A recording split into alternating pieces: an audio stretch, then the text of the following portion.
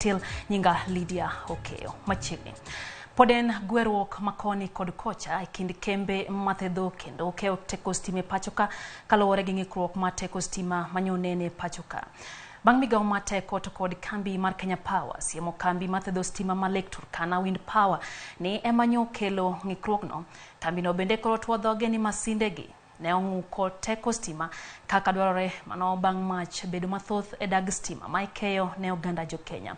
Achung weche marwa Ken Muga chakonwa weche manyien gi report ni machal kod ma. Bang' midhiero mar lal mar teko stima e Kenya mangima, thuolo mar manyo duoko mar gima nyo kelo midhiero no chalo makoro itiyo godo e luoyo seyo. Kambi thedho teko stima mar Lake Turkana Wind Power okala kene ok owinjore luone seyo ni kambi no emanyo kelo ng'ikruok e lai mar sitima kendo keto jo Kenya e mudho kuom thuolo ma ok tin ne seche 12. E ote mogol koda tend kambi mar Lake Turkana Wind Power, kambi no nyiero ripode matudogi kod midhiero no kendo mako chung' ni masindegi nyong'uko mach mana kaka yor geng'o kethruok manyo inyalo kel kod teko mathoth mar stima manyori kosekunore e dag mach ma ikeyo ne jo Kenya.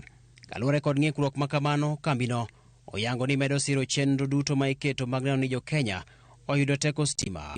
Lake Turkana Wind Power wacho ni thuolo stima. Lake Turkana Wind Power wacho ni thuolo ma masindegi ng'ado mach nyori romo teko stima megawatt 270 ma en atamalo 14.6 mar teko duto maromo megawatt 1855. Kambi mar Kenya Power kanyakla kod jatend migawo mar teko Davis Chirchir nyori koseketo seyo kuom Lake Turkana Wind Power ni emanyo kelo lal mar stima. Kenya Power oyango ni pod dhi nyime kotimo nonro e wi midhiero no.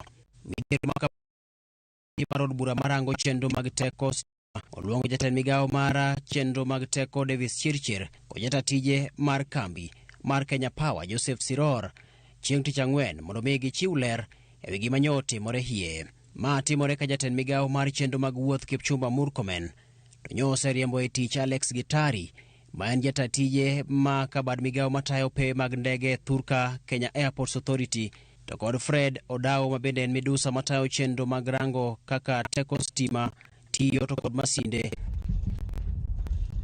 Ma kaluwore kod bedo ni paw ndeke ma JKIA nyo bedo kod onge mar teko stima kuom seche buora tok lal mar stima e Kenya mangima. Ken Muga, Ramogi TV.